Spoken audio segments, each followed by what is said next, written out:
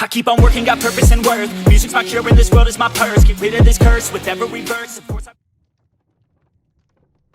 Eh bien, salut à tous. Aujourd'hui, on part à la découverte d'un RPG tactique indé qui commence sérieusement à faire parler de lui, Aegis Force The Score and War. Un jeu au tour par tour en pixel art qui oppose magie et technologie dans une guerre qui dure depuis plus de 100 ans.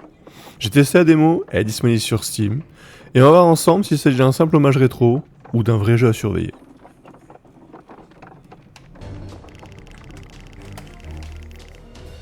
C'est quoi Aegis Force? Aegis Force The Score and War est un SRPG, donc un RPG tactique au tour par tour, avec des combats sur grille. L'histoire se déroule sur le continent d'Yanua, ravagé par un conflit ancien entre deux grandes forces. D'un côté la magie, et de l'autre la technologie.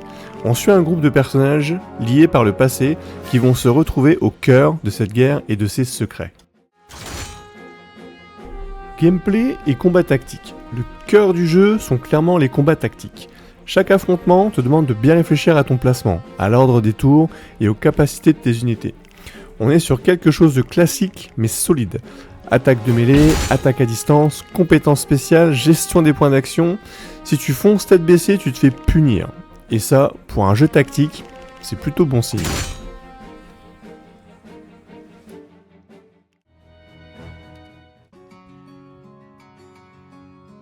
La direction artistique et l'ambiance, visuellement, le jeu adopte un pixel art 2.5 très propre.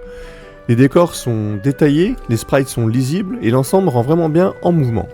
L'ambiance générale est assez sérieuse, presque mélancolique, ce qui colle bien avec le thème de la guerre longue et usante.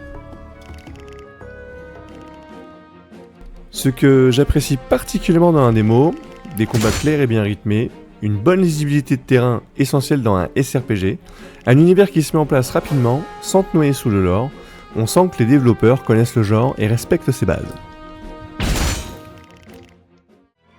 Les points améliorés, évidemment tout n'est pas parfait, certains combats manquent encore un peu de variété, l'interface pourrait être légèrement plus intuitive par moment, et l'équilibrage devra être confirmé sur la durée. Mais on parle d'une démo, donc rien d'alarmant pour l'instant.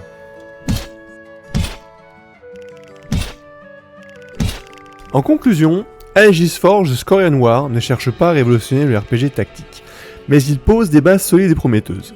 Si tu aimes les jeux à la Final Fantasy Tactique, ou Shining Force, ou Vandalors pour les plus vieux, clairement, ça mérite au minimum un test de la démo, voire une petite wishlist en attendant la sortie complète.